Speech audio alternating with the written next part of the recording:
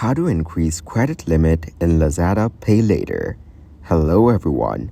In this video, we will see how to increase the credit limit in Lazada Paylater. Firstly, open the Lazada app on your mobile phone. Select your country and it will open the Lazada homepage. Tap on the account option shown at the bottom. Go to settings by tapping on the gear icon shown at the top. Tap on help and type your question or problem in the given box. Type increase credit limit in the given box. You can also go to your browser and go to Lazada Help. You'll be able to continue with Google, Facebook, and Apple. After that, you can search for an increased credit limit. It will tell you the procedure to increase the credit limit. Thank you guys for watching this video. Hope you got some value.